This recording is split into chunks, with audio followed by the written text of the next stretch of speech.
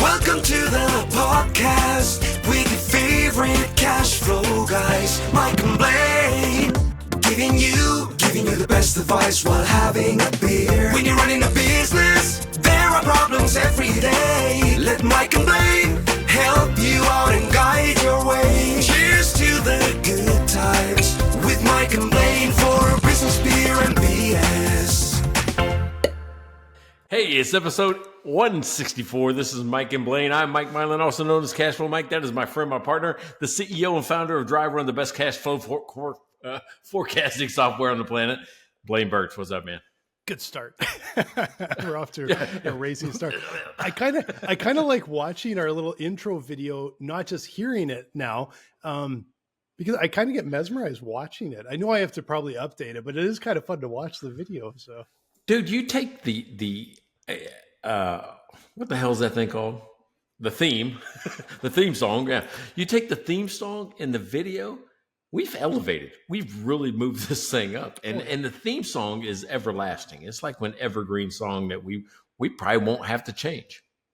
Exactly. Like the video, I would change it. Like I'll do some different clips because I don't know, we look different after a while. But the song, man, it could be around for 100 years. People be playing it on their, I don't know what they do in 100 years. You know that song. You know that song. They turned it around in like a day or like a day and a half. I bet it was AI. I bet they used AI somehow to do it. But that was 2 years ago. It was a little too long ago because it was really before, I'm sure it was before chats and all of that stuff came out. So it would have been super early AI if they did. Yeah, maybe not. Maybe they, but who knows? But there's probably 50 songs with the exact same tune though floating around. Oh, easy. Yeah. Welcome to the car wash with your favorite car wash guys. The same song over and over. They asked me, they said, what do you want it to be like? And what did I say? I said, I wanted it today's modern hip hop with 70s funk or something like that. Was it 70s sitcom TV show, I think? No, I said 70s funk, but when you merge 2020s hip hop with 70s funk, you get 90s sitcom. Okay, that's the happy accident. Hey, nice. Sometimes you get lucky. Exactly. Sometimes you get lucky, and sometimes it's pure logic. There you go. So funny that's what we're going to be talking about today. Is it luck? Is it logic? And I've got some stories, man. I tell you, I went to Disneyland last week. If you're listening, we normally record live on Thursdays. This is a Tuesday, right? It's a Tuesday. And why? Because I screwed up the schedule last week. I'm screwing it up this week. I'm going to a pitch competition on Thursday, so I can't be here for the recording, but I don't want to miss it. This is my favorite part of the week, and I don't want to miss it. Oh, yeah. As long as we dig in every week, it's because I don't want to miss it either. And there is going to be one time late this month where we're actually going to play a rerun because both you and I are on the road the same time. And so, but that's a rarity. I don't like to miss. And I'm glad we only miss like literally one or two all year. So yeah, it's too much fun. Yeah, there you go. So, all right. So, hey, what are you drinking today? What do you got going on? It's luck versus logic or luck and logic. So what do you got? Yeah. So okay. First of all, I was looking in my fridge and logic said that we're leaving for Scottsdale pretty soon and our beer fridge is almost empty. There wasn't a whole lot of choice. So that's the logic side of how I picked it. The luck side is if I actually pronounce this right, Traqair Jocobite Ale out of Scotland. And this brewery has been around since 1745. I have no idea if I pronounced that right, but it is ale brewed with coriander and fermented in oak barrels. So there you go. And it's pretty old timey looking stuff. So hey, I know that's a J, but I'm in Texas. I read that as Bite. Oh, that's a better name. Yeah, look at that. Yeah, this was Traqair Jocobite. Yeah. Yeah. That's like mango meat. That's the old taco bite going on. Yeah, exactly. Yes. That's and we will dive into our beer sponsors right away, but that was Neighbor Pat's mango meat beer. Uh, so, Mike, what do you got going here? All right, so I got to tell you, and part of today's topic, because we always choose a topic like right before this thing goes off live. I had this in the fridge, so I'm like, that might be fun to do. Have you seen this before? I haven't had it in years. At one time, I bought a bunch of them just because I thought the bottle was so fun. Right? But boy, I haven't had it in years. Man, yeah. It is the Lucky Buddha beer, right? And I'm like going, man, I got to get that for the bottle. Look at that. On the 6-pack thing that it comes with, the container it comes with, it says, bad luck or good luck. It's your choice, right? So I'm like going, nice. So we're going to have the Lucky Buddha today. So that's what we're doing. So how about our beer sponsors? That just says it all. Bad luck or good luck, it's your choice. It's your choice, yeah. I love it, and it comes from a beer. That's even better. Yeah. So our beer sponsors. Okay, we got a nice run of beer sponsors right now. We got 7 right now, and I'm gonna top it because I just on my list right at the top. I have Devin. Second week of his 3 weeks. Devin was introduced by one of our other beer sponsors, who we're not supposed to mention, so I will. Mike's wife, Courtney. Thanks again, Courtney. We promise not to mention you on the show again. Yeah. And thanks, Devin. Really appreciate it. Yeah, that's right. No, let's not mention Courtney and that she's a beer sponsor. Courtney is a beer sponsor. Did you guys know that? Don't say it, though. Don't tell anybody. Not going to mention it. It'll keep that one on the down low. That's right. So, well, good. Hey, and we already talked about Neighbor Pat. Neighbor Pat never fails to deliver. This guy, not only does he, sponsor it, he talks about us. He wears our gear, right? We have merch. This guy wears merch. I've seen him in our podcast T-shirts. You can get your own, right? You can be just like Neighbor Pat. Go to mikeandblaine.com, get your merch, get your T-shirt, and man, I tell you what, they're good looking shirts. Believe it or not. Great looking shirts, and we've got, except for the one that's on the main part of the website, this weird flesh colored T-shirt. Don't buy that one. But the white ones and the black ones look really good. And we also have like mugs and all kinds of. I love the mugs, actually. Super cool stuff. But that's also where you can buy us a beer. So if you go to mikeandblaine.com, $5 to buy us a beer. If you buy multiple weeks, we will mention you every week that you're a sponsor. So it's like the cheapest way to get mentioned on a podcast to get a little buzz for your business or just get mentioned. You can buy us a beer at mikeandblaine.com. There you go. Hey, so speaking of, I'm going to talk about Jackie York. She lives in Hawaii. I mean, you can't feel bad for a person that lives in Hawaii, right? You're like going, oh yeah, she needs business. She needs you to go to Blooming CFO and check her out, Dude, I'm telling you what, she lives in Hawaii.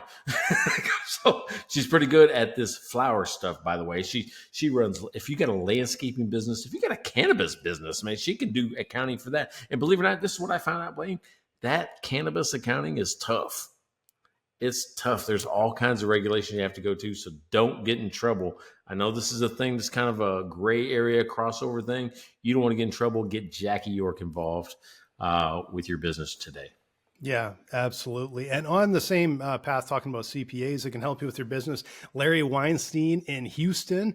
You gotta talk with Larry if you need a CPA, and you don't have to be in Houston, but he is the cash flow cowboy. And you just go over to, is it Cashflow Ranch? Yeah, the Cowboys on the ranch. Cashflowranch.com. Yep. And there you can find go. Larry. Yep. And I'll tell you what, if you've opened up your QuickBooks and you go, what the hell's going on here? How do I mess with this thing? What would I do with this QuickBooks stuff? Rachel Barnett over at Gentle Frog. She can teach anybody in the world QuickBooks. She knows how to talk about it. She knows how to teach you about it. Contact her and you'll learn more about QuickBooks than you ever thought you would in a matter of days. Absolutely. Thanks, Rachel. And last but definitely not least is the other Mike Milan, Baltimore Mike, who has hand-delivered beer to us. Thanks again, Mike. We always appreciate the beer. And I did notice a bunch of texts coming in this week, but it was a holiday here in Canada and a bunch of family stuff. So I did not have time to get back to you guys. But yeah, saw No, that's something about the normally show. yeah, that's normally what we do. If I see it's from Baltimore, Mike, I usually you sit on it for a while. Don't respond for a while. I just ignore it for who knows how long. I mean, who knows what this guy wants? Hey, speaking of Baltimore, Mike, though, I got to tell you what he sent me a reel this week, and I'm like going, is that true? Could that be true? And I'm going to talk a little bit about that when we go into Luck and Logic. But it was his. Yeah, it was his reel that sent me down a rabbit hole. You ever got one? You're like going, that shit can't be true. And you're like going, oh my God, it's pretty close though. So he sent me a reel earlier. I think it was yesterday, as a matter of fact, that I'm like going, we got to talk about this. I even brought it up in class today over at Trinity. And I'm thinking, let's talk about luck versus logic. And you're going to go, how does this story connect? Well, I think they got a little lucky. That's the only thing that makes sense to me. That's where this came up with. So, are you ready to dig in? Let's do it. Hey, cheers Dive to you. in. All right. Cheers and Lucky Buddha. And Lucky Buddha. So here's the story. I can't tease it and not talk about it. Now I'm also going to talk about an experience that I had in Disneyland last week, right? I said Disneyland, not Disney World. And it was a really cool story. So I'll talk about my trip there as well. But Mike Mile in Baltimore, Mike, sent me a video of a guy claiming that Coca-Cola invented the modern day Santa Claus, right? And he had this whole story laid out. You saw it? You know what I'm talking about? Yeah, I do All remember reading about that. Yeah. So I'm like going, that's fucking genius. If they did that, that's genius. So I looked it up. It's only about 50% correct, right? So what this guy is saying and what I think I researched is only about 50% correct. But let's kind of dig into that. If you saw it, I saw it. And what we're talking about is Coca-Cola had a seasonality problem that I didn't realize this, right? That's where it kind of all started. And that's true. That part is true. They had a seasonality problem where people would drink Coca-Cola. And by the way, it was like cocaine cola, or it had cocaine in it, but they didn't call it cocaine cola. It was just still Coca-Cola. But see, and he calls it cocaine cola in the video, and it wasn't called cocaine cola that I can tell. But so anyway, what happened is that most people looked at this as a refreshing drink, something, you pour over a little bit of ice, it's hot outside, you have a Coca-Cola, and it refreshes you. Mm-hmm. So when do most people buy it? Well, when it's hot outside. When it's hot outside. So they had most of their sales come in the warm weather. They had a lack of sales, or they had a significant drop off, enough for them to go, let's go ahead and try to figure out how can I increase sales in, the colder weather. So they introduced an advertising campaign. Now, I'm going to tell you, seasonality isn't just for Coca-Cola, right? I mean, like landscapers. They did the exact same thing. Remember? I mean, they're cutting lawn, raking leaves, those type of things. And they go, what do we do in the winter? Some of them will go and shovel snow. But in some places, you can't shovel snow. In Texas, you're going to go out of business real fast if you have a snow shoveling business, right? Yep. So they put up Christmas lights. They're still doing that. That's what they'll do. They'll come around, the landscape company will put up Christmas lights, and they'll store them for you all year long. And they just come back year after year after year and put them up. Good recurring business, great stuff. That's how they solved it. So let me hear what you think about that video, and then I'll go back and tell you about our research. So okay, well, I've never seen the video. I've never seen the video. Okay. I read about. You heard the story. Yeah, like honestly, I think I heard about it back probably when I was in university. I was doing I did a couple different design degrees there. I'm guessing in my undergrad, probably something along the lines of marketing, advertising is where I stumbled across it, right, or where I read about it. And like Coca-Cola did not invent Santa Claus, but before Coca-Cola, it was basically Father Christmas. It was not. They weren't in malls. They weren't like that. It was a character, but it really, I don't think, had nearly the reach. And they sort of branded this Santa Claus, which is why he's red and white, And that momentum that they got from that is started to build up. And so now it's like when you think of Santa Claus as red and white, that's actually because of Coca-Cola, because I think Father Christmas before was not tied to colors like that necessarily. And when you see Santa Claus in the mall and everywhere else, the ember that started that fire, I think, was Coca-Cola in a lot of ways. Now that's what I recall. This was going back a while. No, I mean that's super close to what the story is or what the thought process is, and this is where what led me to luck is that not only did they increase sales in the wintertime, they changed the whole economy of the world. Now let me go back and explain. That's where I said you got a little lucky, right? you did an advertising campaign to sell more cola in December. And all of a sudden, you change the way the world thinks about a holiday. This is what, so this is part they of didn't set out to do that. You're right. Like all those Santa Clauses and all those malls, that was luck. That wasn't somebody in a boardroom planning that. They just caught, like I said, it was a little ember that somehow caught fire, right? Yeah. So the way we look at Santa Claus today is really a consolidation of three different versions of Santa Claus. You said it, Father Christmas. There was also a Saint Nick, and then there was also a guy named Kris Kringle.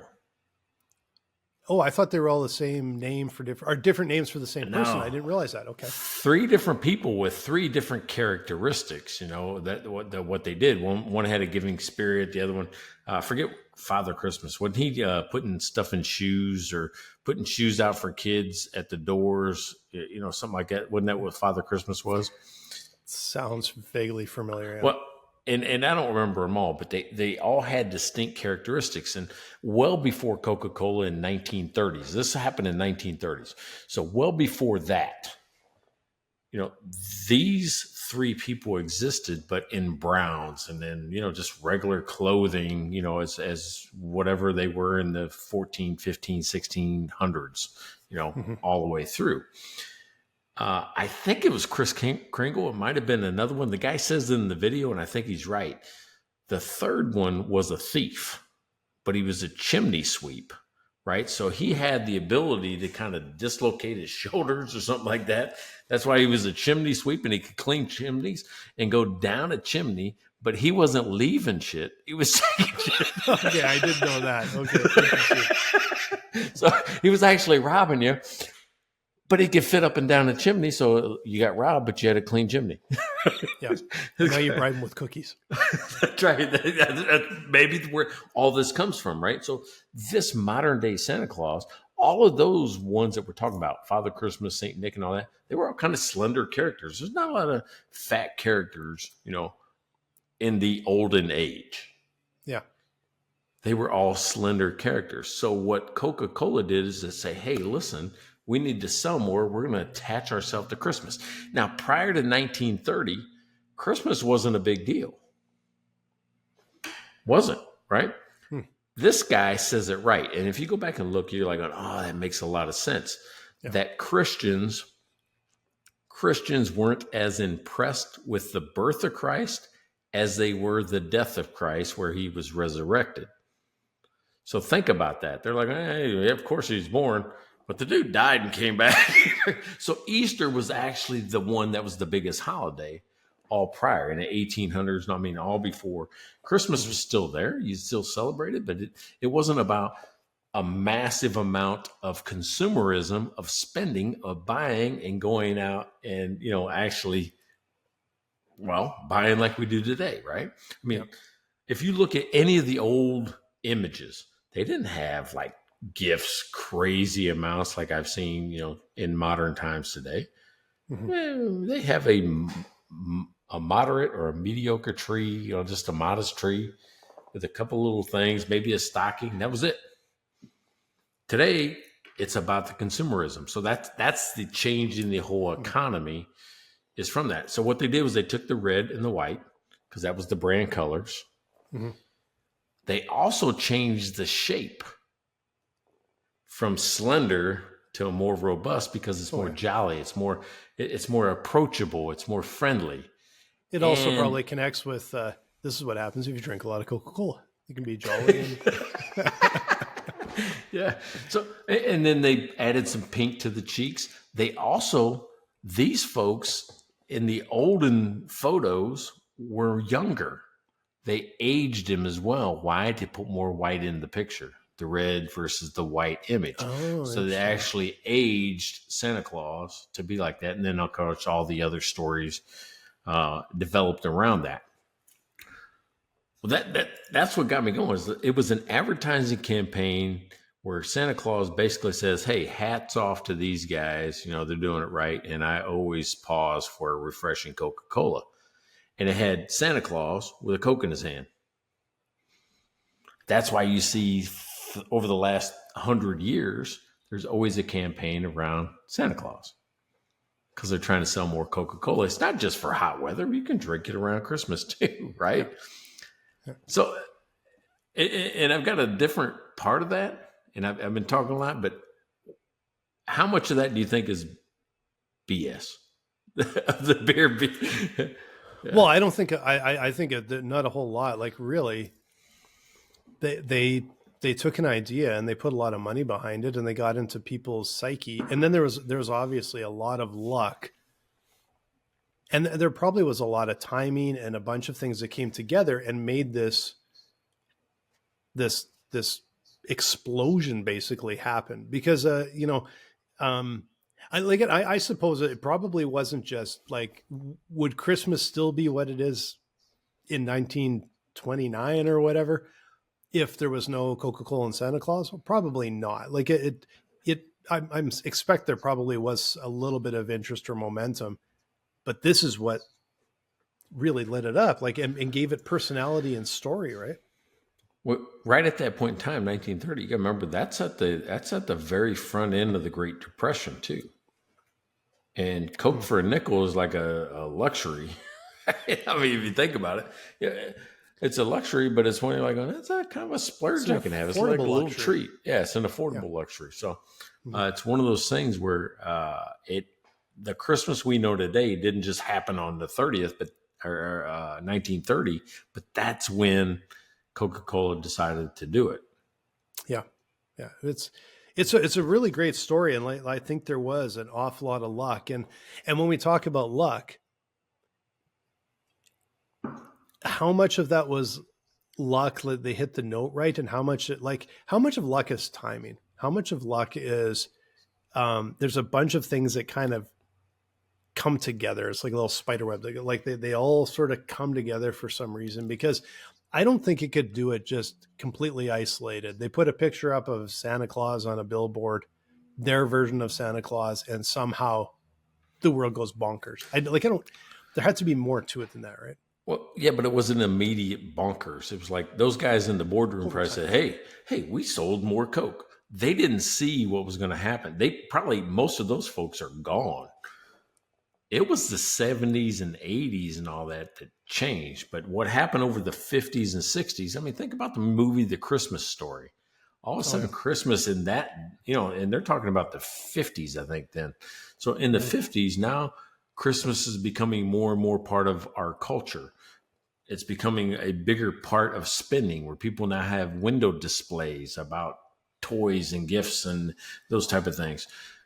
That's the change that they impacted, that they probably, and not directly, it was an indirect impact, but that this Christmas thing became a bigger part of everyone's lives. So much so, I say it changed the world, because what happened in the 80s, we'll say 70s and 80s, Christmas exploded. I remember my dad saying, you got way more stuff than we ever got my whole life. He was a kid of the 50s, right? Yeah. 50s, 60s, and like going, you guys are spoiled, right? All of a sudden, the 70s, 80s kids are the start of this commercialism of us buying more, of us going out and wanting to consume more and more. Oh, I got to have this commercial or this toy because it was on Bozo the Clown Show, or it was on whatever. I got to have it. Well, you got one? A little bit of BS. Okay. I'm curious. If you think back, What Christmas presents do you remember as a kid that actually, is there one that stands out? Just out like out of blue. What's the first one that snaps in your mind as I remember that one? A bowling ball. That's the weirdest one. I mean, I remember a ton of them, but the bowling ball was I was like 10 years old. They had just got me in a bowling league that we could do in the winter time, in Illinois. And this one had my initials on it. It was a brown swirly color. So I wasn't using the lane balls anymore, with the house balls anymore. Yep. I had a brown swirly ball with my initials on it that I had my own bag now. I had my own shoes. That whole setup came that Christmas. Yeah. M&M. And bowling ball. The brown ones. Nobody likes the brown M&Ms. The brown M&Ms. So, because when you mentioned Christmas, like and presents and that in the 70s and 80s, there's two things that popped. The first thing that popped in my mind was when Transformers first came out, and I got like an Optimus Prime Transformer, the red truck one. Yeah. And then I remembered a number of years before that, and this is probably the first one I really remember, was like a box of Lego. But it's not like today's Lego. Back then, it was a box of Lego that were like just the bricks, like green, blue, red, yellow bricks in different shapes and sizes. And then maybe some of the flat panels. And I remember that one because I think Lego must have been, relatively new. You weren't getting like kits of stuff. You're getting blocks, right? But I do remember that. Those two stand out. Out of all of those years, those two stand out. Yeah, there was probably some other stuff that where I would play. That they had these water games. You remember the water game where you push a button, you try to get rings. You try to get rings on a hook. You remember that? Yep, totally. I would never. I spent hours on that thing. But yeah, sat there and played with that, and at the same time, my dad's got race cars going around the living room, stuff like that. I spent all the ones with the little trigger. It's like a trigger. I mean, that would fly off the track. Yeah. And my dad's like going, and I spent all this time putting this stuff together and thinking this is going to be the coolest thing. And then you're playing with the water thing. It's like, I can't believe that's where I spent my time.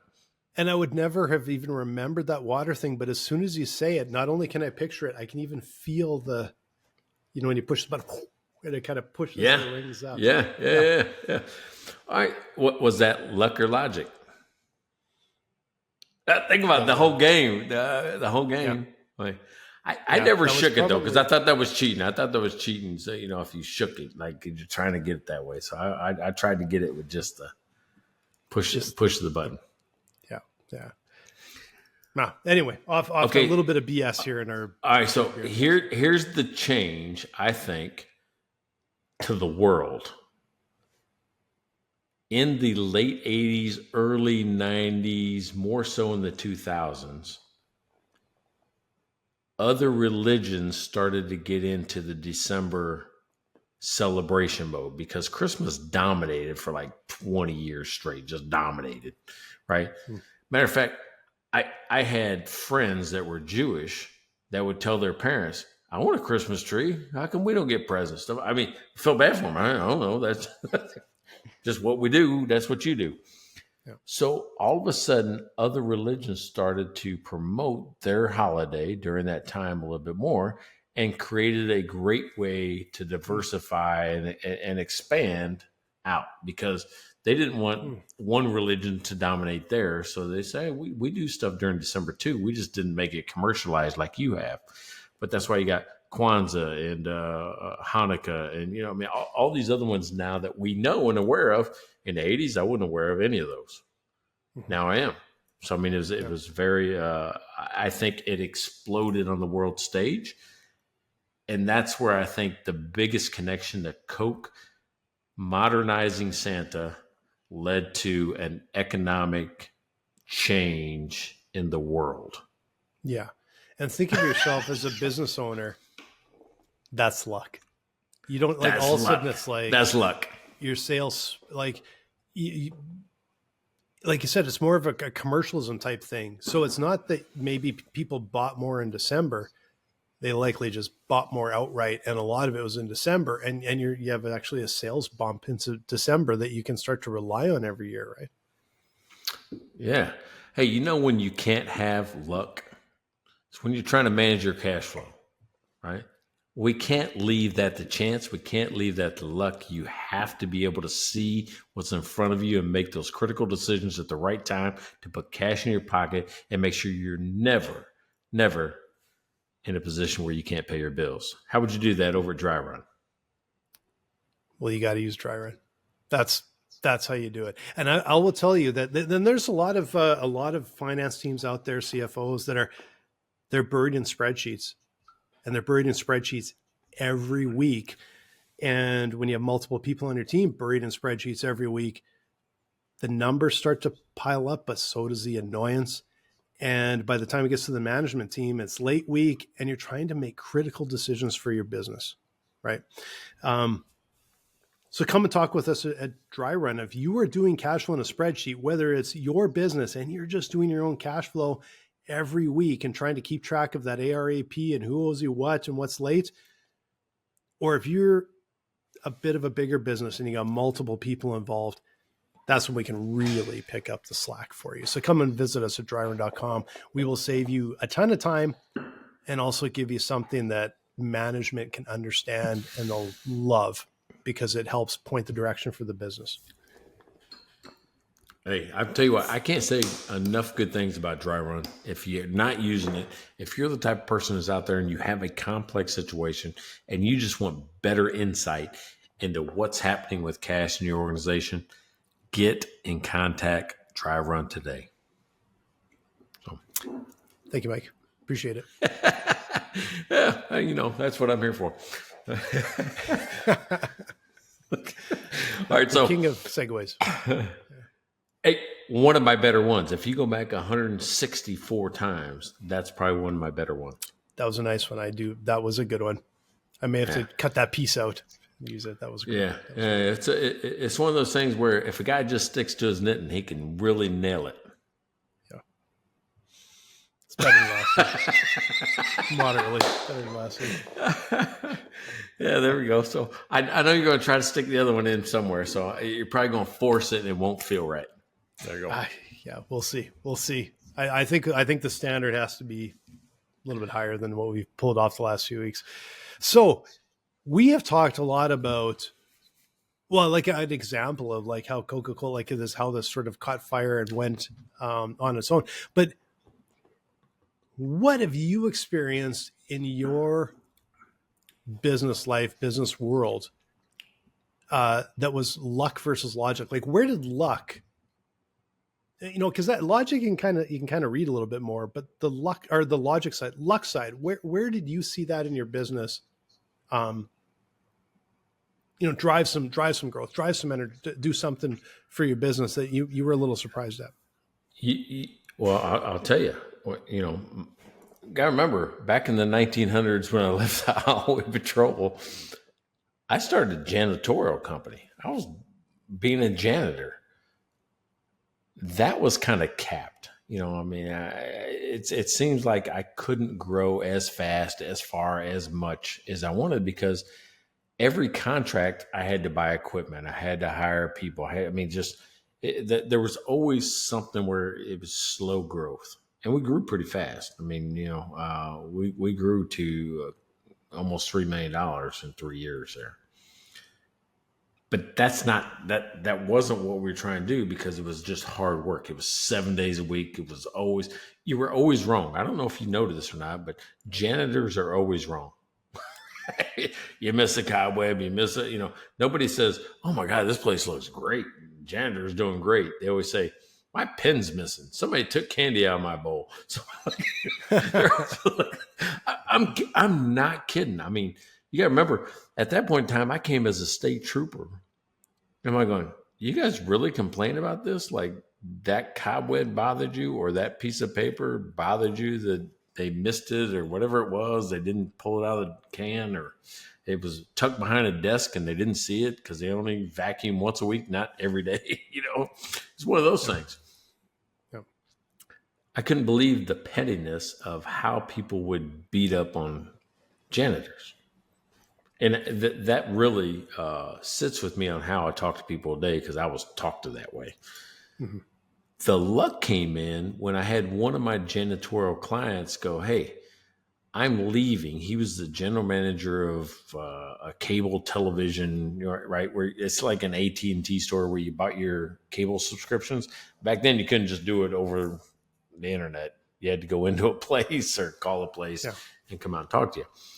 Well, he says, "I have a hotel management degree and I've been offered a position to be a general manager at an Embassy Suites, And what I realized the first month that I went there is that it's hard to find people, but you always seem to have the people. I just need people for a little bit here and there. Can you help me out?" That was luck, right? Think about that. I never planned on it. I never thought about it. Nothing. It was just a guy went and says, "Hey, I know Mike. Mike seems to be able to recruit. Maybe he can give me a couple people on a temporary basis from his cleaning squad, because I need people to clean around the hotel and change beds and those type of things." Mm-hmm. That was the invention of this hotel staffing company that changed my life. Right. Now, it was hard work after that, but it was luck getting the idea to begin with. And the luck came from just being in the right place at the right time. Yeah. But I think everybody on this call would agree that when luck meets preparation, that's when everything happens. Yeah. I'll take one little step back from that. Even the preparation side, I'm going to go back to, if I think of all the times that I feel like we've been lucky for some reason.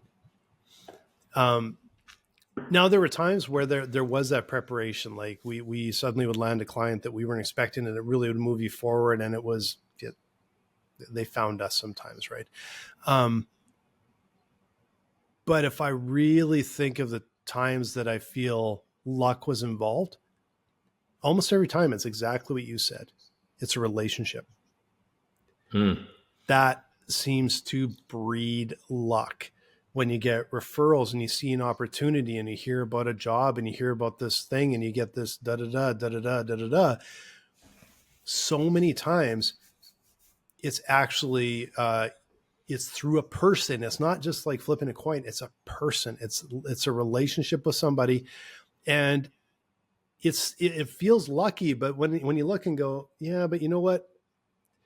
In that little period of time, I talked with maybe hundreds of people, or I've all these people I talk with, and one or two of them, something seemed like we got really lucky because of it. And how much of it is, like you said, it's when people come across you, when there's an opportunity there, you're prepared. You've got the product, you've got the service, you've got whatever.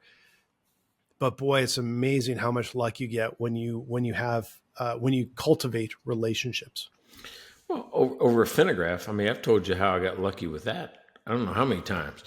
I met a guy in San Jose from Moody's Analytics, San Jose, California. Went dark after great conversations, and then ran into another person at a rooftop bar, the Copacabana in New York City, who just happened to be his replacement. Like going, yep. If the universe isn't talking to you right then, saying, "No, I know that something bad happened here. Let me give you another shot."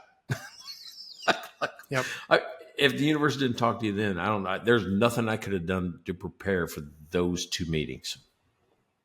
Except that if you weren't in the right place and being out there basically meeting people, probably meeting neither, and you actually needed both.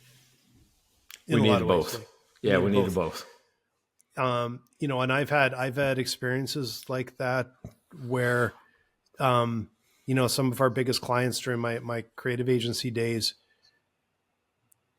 it was just from networking and then getting an introduction, and then referrals and everything. And they feel so lucky, but then you look at kind of how much work and is it luck or is it volume like this? So there is a thing where it's like, if you open up one opportunity, your chances probably aren't great. You open up 100 opportunities, you shouldn't be surprised when one or two come through, or three or four or whatever. Right.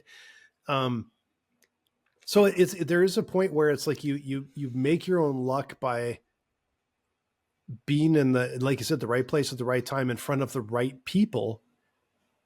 But there's still just this element of luck that somehow we got into the next guy over didn't for whatever reason, right? All right, so this luck versus value type of thing, playing the numbers. Here's a story. I normally take Mozzie. Mozzie is a French bulldog that lives here and controls our lives.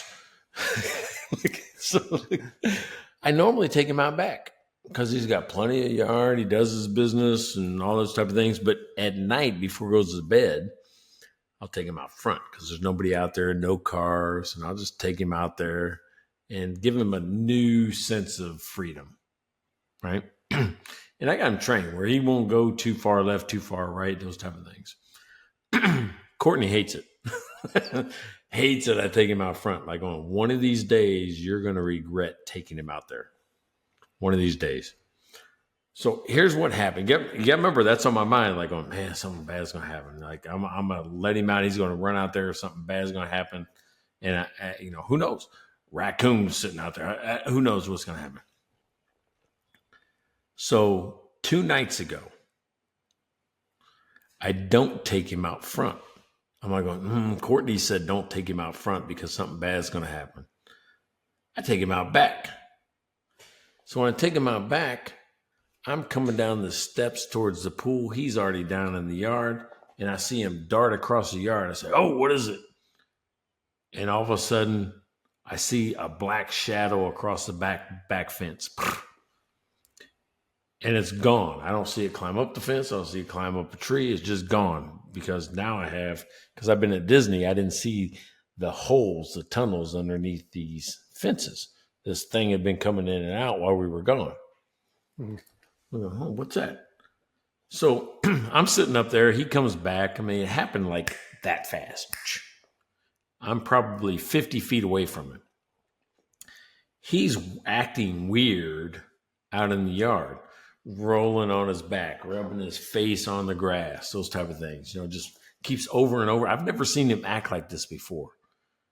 I'm like, hey, what's going on with you? So I go down the steps, start walking towards him. I'm like going, oh shit, skunk. I was wondering. So I'm like going, oh shit, I got help because it's bad. Just bad. He got sprayed right in the face with skunk, right? So he's freaking out. I go up to kind of grab stuff in the kitchen. He flies in, gets in the house real quick, and I grab him and pull him back outside. Dude, that brief interaction ruined my house for a day. And dude, I'm 2 days later. I still can't get skunk off my hands from holding the dog, right? And we bathed them. We went and you want to talk about a product that needs to be urgent that you probably should have in your house? It's skunk odor remover. It took us a whole day, and we're just we're mixing homemade remedies like hydrogen peroxide, baking soda, and water and all this, trying to clean this dog. Was it luck or was it value? Because I've taken him out front 100 times or more, 500 times. I don't take him out back that often at night where all the trees and all the weird stuff is, And the one time I take him out back because I don't want him to get hurt in the front, guess what happens? It makes our house stink for a week. Yeah. Now, you said you saw holes burrowed and things like that. After. Yeah. But because I'm like, oh, what the hell? Yeah. It may have actually just been again, a bit of a volume thing. Like it's a matter of time before it's going to get sprayed by a skunk that is now coming into your yard regularly. Just happened to be the first time. Yeah, because we were in Disneyland. Those holes weren't there, but we went away for a week, came back. Now I got a skunk digging under the fence. And if you don't know what it looks like, it's about a 4-inch wide, burrow and probably 2.5, 3 inches deep. Yeah. Comes right underneath the fence. Yeah. Yeah, that's bad luck. We haven't even got into bad luck. We've been talking mostly sort of about good luck, but that's kind of bad luck. But I do like, I think there's a bit of, like we've talked about this before. Sometimes it's just like, it's pattern recognition, right? That when you see good luck, you're recognizing something that, oh man, if that hadn't happened, this wouldn't have happened. But you block out like a million things that just were sort of inconsequential, right? And then something you recognize that's a bit of an outlier. And at some point you're going to get those outliers, right? But I think there are some things that are just like a bit of pure dumb luck, either bad or good. Like you opened up a shop and for whatever reason, like Christmas became a big thing. Or what if you opened up like a toy store and man, I bought 5 times as much Cabbage Patch dolls that I probably should have because I ordered wrong. And that was the year that the Cabbage Patch doll like exploded or something. So there is luck that sort of comes about, but I'm just convinced that a lot of those opportunities, a lot of it happens because you build your own opportunities, and you build your own opportunities by making sure, like being out there and making sure people know who you are, and you're talking with a lot of people. And when something hits, it feels like a lot of good luck, but there's usually a lot of work and a lot of time, like timing. Yeah. But even that, did you read the timing right? So I don't know. I don't know that anybody can read timing right. I think you get lucky, right? You can see some of the things falling into place and go, I think this is going to happen. Yeah. But you get lucky with the timing of it, right? Because you could miss it by 2 days and be past, right? Yeah. I don't know how many times I've done that with just stock trades. Am I going, if I hit this right, I should be able to make money, and then I lose money because I miss it because it goes up and then it goes back down. Yeah. Yeah. But the universe does talk to you. I'm convinced. I am with Courtney today because the universe talks to you, right? We've talked about how the story we met, any one little thing could have threw it off and I wouldn't have met her. So I'm going to say, you can make your own luck if you listen to the things that are put in front of you. Those little signs. Yeah, I think it's taking advantage of the opportunity, like taking advantage of the luck, recognizing it. Sometimes it's literally just recognizing the luck. Because how many times, especially in business, if you get on a real, like on a path where you're just like, it's logic. Logic is going, you should do this, you should do this, you should do this. And there's opportunities coming right at you and you're kind of pushing them away because it's like, my logic's telling me this. Are there times where you logic your way out of taking advantage of a lucky break that's landed right in your lap? Yeah, but the logic you're talking about is pattern recognition. You think that way because you've seen it before. If you have some gut instinct that this is going to line up in a certain way. Mm. Luck, I think, is really unexpected. I think. Yeah. Yeah. Right? Because if not, I'd like to think I have a lot of bad luck. Meaning like, I was hoping that would happen, but I'm just smoking hopium at the same time. Yeah, it's okay. If you recognize that you feel like, I've got a lot of bad luck or a lot of good luck, how much of it is glass half full and glass half empty? Oh, that's a good question. Glass half full, glass half empty. Which one do you think you are most of the time? If you ask me, are you glass half full, glass half empty? I'm just like, I'm a half a glass. That's how I answer it. Logically speaking, that's how I view it. Is like, it's just a half a glass. So you think it's a fact of life. Yeah, but that seems super pessimistic. Why would it be pessimistic? Because you don't even think you have a full glass. No, like if they put a glass of water in front of you and it was literally at the halfway mark And then the thing is, well, how do you see that? Oh, it's half full. Then you're supposedly optimistic. Well, it's half empty. You're pessimistic. And I just look at it and go, it's a half a glass of water. This is what it is. Like that. I think that's hyper. I think it's hyper pessimistic. Oh, we got chats. What do you think it's hyper pessimistic? Like to me, I'm just like, it's realistic. That's all it is. It's like, I'm agnostic to whether I'm positive or negative. It's just, there's nothing positive or negative about that. Like if it's a half a glass of water, is it positive that it's a half a glass or negative? Well, it depends if you're drinking it or spilling it, right? Oh, okay. So it's a different variable. Is you have to introduce a second variable before you can make a decision. Exactly. It's benign. Like I'm agnostic. It's a half a glass of water. Is that a good thing or a bad thing?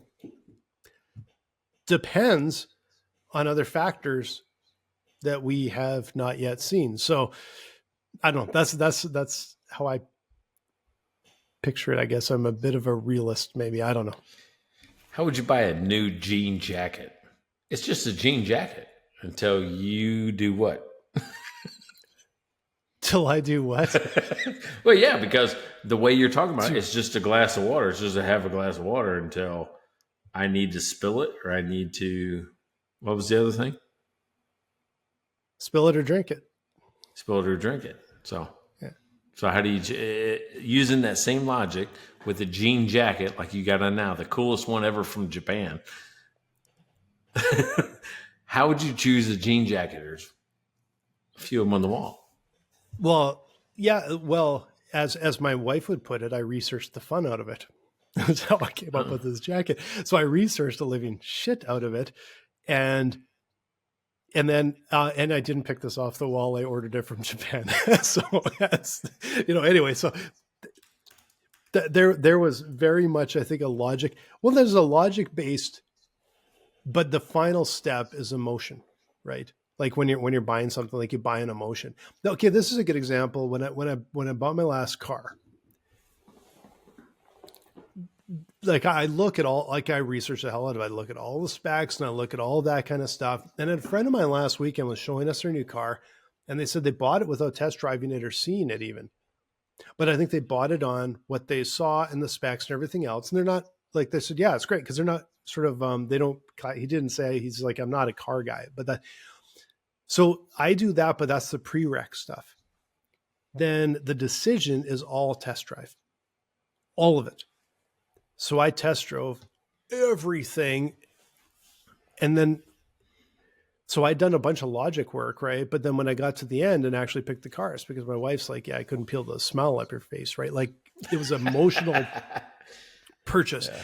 I cut it down to these 6 or 8 cars or vehicles or whatever, based on researching the fun out of it. But then it was the fun part that gets me over the line, right? Yeah. So it seems like it doesn't matter if it's vehicles or jean jackets or for diddle hoppers, you will just take the fun right out of it. You just stole my thunder, because I literally had one. I had one teed up. I had one teed up for the comment we got from Michael. Can we expect any Easter eggs this episode?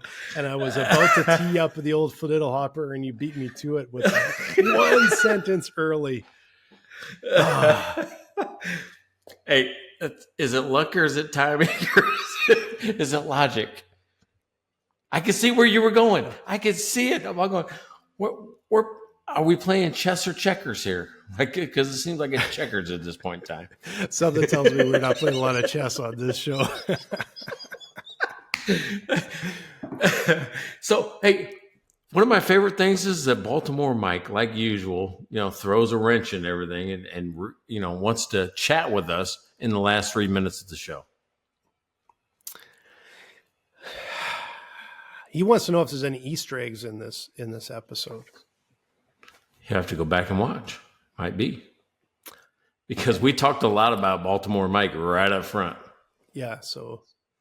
This whole episode was about you. First half of the episode was all about you. Yeah, you missed it, Mike. You missed the nothing but Mike first half. It really was. Remember, it was all about something he sent me on Instagram. That's what started the whole thing. So that's true. Thank you, Mike, for the for the topic idea. For the inspiration. So yeah, it was good. You have to go back and listen. Because before the show, we were talking about this last week, right before the show. In fact, I think we mentioned it. We should go back and check the episode, Mike, because we mentioned this other topic. We thought, hey, that'd be kind of a neat topic. And then this week, we couldn't remember what that is. I have no idea what it is. But I think maybe we mentioned it in the first part of the last episode. So I'll have to check, because maybe we'll have a good topic for next week that we just didn't know. Maybe we'll get lucky, have a good topic for next week that we didn't plan for. There you go. We can't remember, but maybe you guys can help us remember. So you can like, subscribe, go back and listen to some of these past ones, because they're gold. I'm going to tell you, they're absolute gold, even in the past. I think we got better, all of them, right? All over of them. 160, over 160. Okay, We've gotten better. maybe not all of them are gold, but there's a lot of gold in there. There's the odd lump of coal, probably too, but there's a lot of gold in there. So make sure you subscribe, like, follow, all the rest. We're on all the networks and YouTube and everything else. So, all right, another good one, man. Another good one in the books. We got next week, and then it's our Cabo and travel week. So we got one more before travel week, and then we'll pick it right up and carry it on all the way through to the end of the year and into our New Year's episode. So make sure you join us, everybody. Thanks. Check out their website at mikeandblaine.com. Then subscribe to the podcast and buy these guys a beer.